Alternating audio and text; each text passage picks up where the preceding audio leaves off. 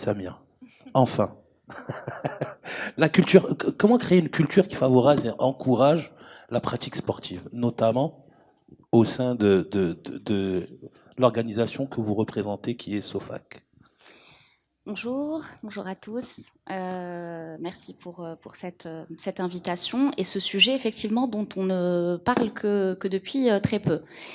Et pour répondre à ta question, comment favoriser cette culture? Je pense que ça vient d'abord d'en haut, du du sommet de la pyramide. Donc il y a une vraie responsabilité de la part du top management quand ils sont conscients de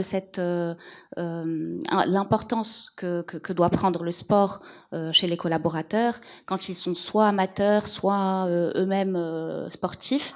Je pense que c'est beaucoup plus facile de le favoriser. Ensuite, quand justement ils sont conscients, quand l'entreprise et tous ses représentants sont conscients des bienfaits, des vertus du sport et des conséquences directes sur l'entreprise, là, je pense que tout le monde va s'activer et favoriser cette culture. Donc je pense que voilà, pour résumer, le rôle du top management est crucial. Et primordial. Et ensuite, effectivement, il y a une série d'actions pour mettre en place cette culture. Ça prend du temps. Mais quand tout le monde est embarqué, en fait, c'est une conduite du changement, comme on mènerait des conduites du changement sur l'informatique ou d'autres sujets. À ce point. Je pense que, en fait, c'est vrai que c'est assez bizarre parce que quand j'entends les chiffres, c'est naturel de faire du sport. Et pourtant, c'est pas encore quelque chose d'ancré dans les entreprises.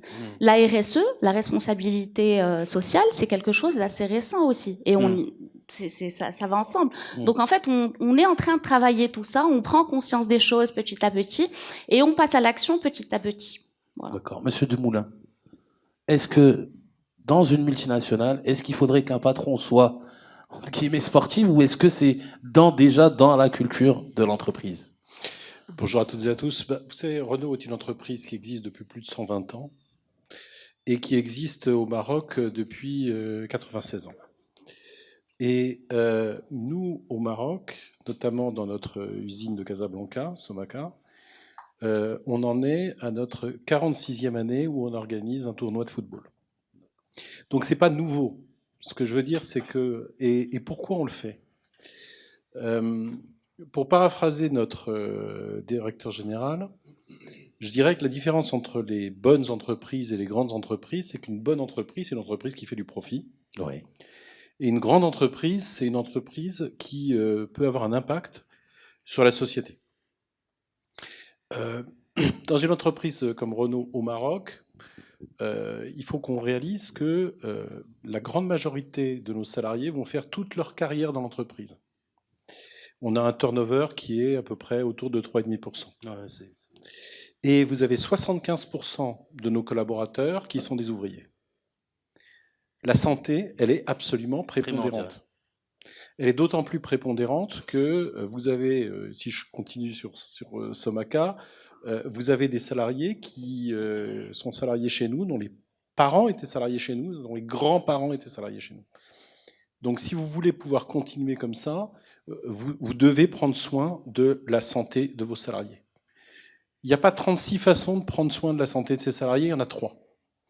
La première, c'est les conditions de travail, évidemment. Bien sûr. La deuxième, c'est l'alimentation. Et la troisième, c'est le sport, l'activité physique. Après, on peut se perdre en conjecture et trouver d'autres choses. Celle qui commence à émerger, la quatrième qui commence à émerger aujourd'hui, c'est la santé mentale. Okay. Mais donc le sport, c'est assez naturellement une thématique qui est importante. Et d'autant plus si vous voulez le prolonger dans la durée, vous le faites avec les partenaires sociaux. Et je peux vous garantir que les partenaires sociaux ont une attente très forte. Je vous parlais de 46 ans de tournoi de football à la Somaca. Une des premières revendications de nos partenaires sociaux à Tanger, l'usine qui existe depuis 12 ans maintenant, ça a été le terrain de foot. Et donc, on a démarré le terrain de foot, là aussi, il y a quelques années, à Tanger. D'accord. Chez Sotema, je sais que vous aussi, vous êtes dans le foot, je pense, entre autres. Et je sais que vous organisez vous avez gagné ou vous organisez un tournoi On ou... organise un tournoi, effectivement. On organise un tournoi. Bon, on vient de le faire hein, pendant le mois de Ramadan. Et c'était une grande réussite. Et c'est la deuxième édition.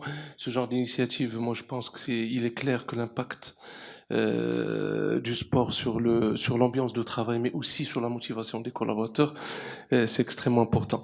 Moi, je prendrais ce sujet du côté expérience collaborateur. Ça, c'est important. Parce qu'aujourd'hui, on n'est plus dans une logique de rétention par la rémunération. Et ça, c'est important. Moi, en tant que DRH, pour moi, c'est important les conditions de travail qu'on est en train de créer.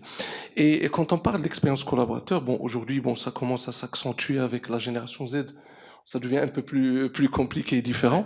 Mais de manière générale, il faut faire attention à l'expérience collaborateur qui peut englober aussi bien le flexi-time, on parle de télétravail, on parle aussi des conditions de travail, on parle du bien-être, effectivement, la santé est mentale et physique, mais on parle du sport en entreprise. Et effectivement, il y a des statistiques qui sont pas faites au Maroc, c'est que l'impact sur la motivation des collaborateurs est extrêmement important.